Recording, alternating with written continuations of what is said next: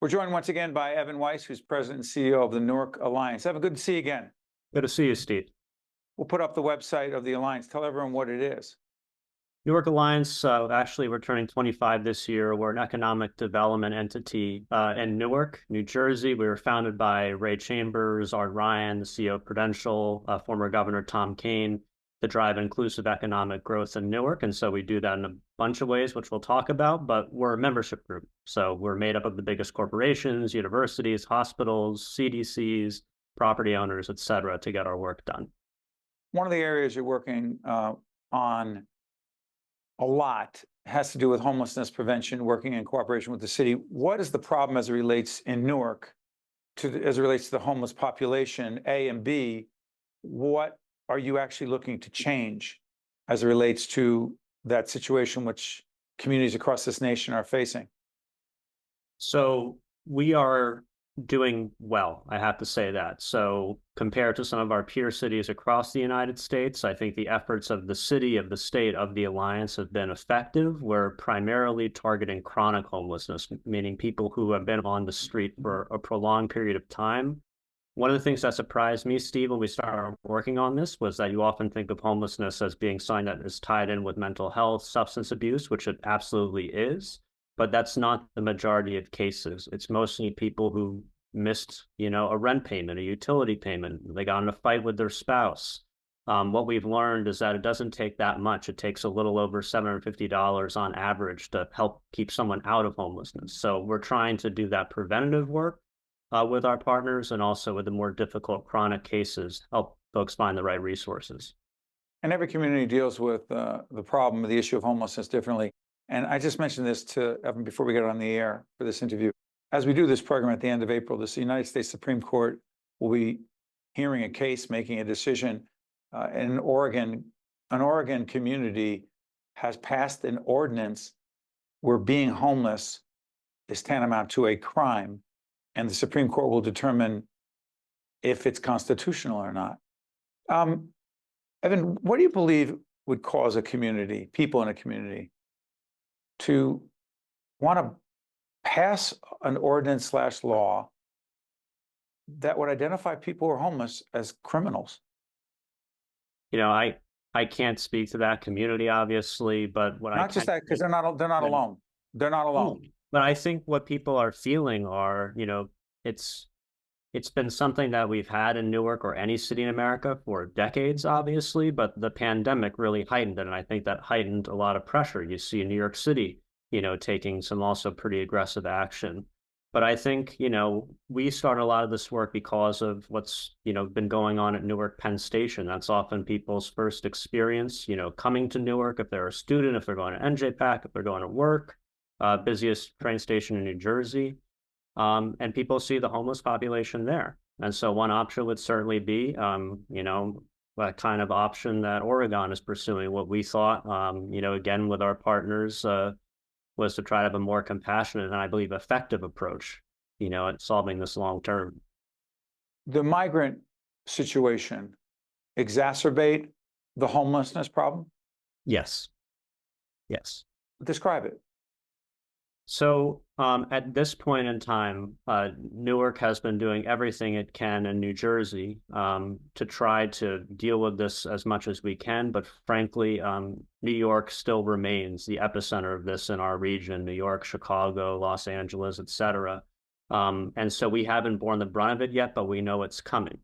And so we do what we can locally. We have great partners like in the North Ward, La Casa de Don Pedro, another Newark Alliance member.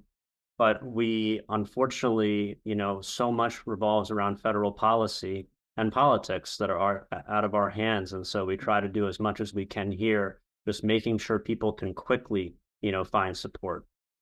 Evan, talk about the Halsey Street project. Halsey Street is a very significant, historically relevant street in the city of Newark. What is the Halsey Street project, and why does it matter so much? It's about two things, really. It's about ownership, and it's about connection. So I think on the ownership end, Halsey Street is really interesting, where it's right in the middle of the central business district. very unique where Halsey Street kind of looks like a small town or, small town streets in Maplewood or something, but then a block away is Prudential's World Headquarters, Audibles, Rutgers Newark. It's all right there. It's a thriving community, particularly of Black entrepreneurs on the street. But what we've noticed is that we looked at about 167 properties on Halsey, 0 of those, as far as we can tell, with operating businesses operated by people of color, actually owned by people of color. And so what that means to us is that as Halsey Street continues to rise in its fortunes, we want to make sure that the entrepreneurs that have given so much life to the street have an ownership stake in it. So Black and brown folks run the businesses, don't own the businesses. Don't own the buildings. And if I botch that statistic, But they don't own the building. Yeah, exactly. So they're renters. And so that's what we want to try to improve upon, because again, with the enormous amount of investment in Newark right now, this is a chance to have a stake in that and to grow wealth. And I think one of the most amazing things about Newark, it's been an engine of wealth creation for generations of people. But a lot of Black and a lot of particularly recent immigrants, from Latin America haven't had that same chance. And so we're trying to do what we can to correct that. Final question about, there's so many aspects of life in Newark. I think Ken Gibson, the former mayor, said, wherever American cities are going, Newark will, quote unquote, and you know the rest of the quote, right? Get there first. Yep. Get there first.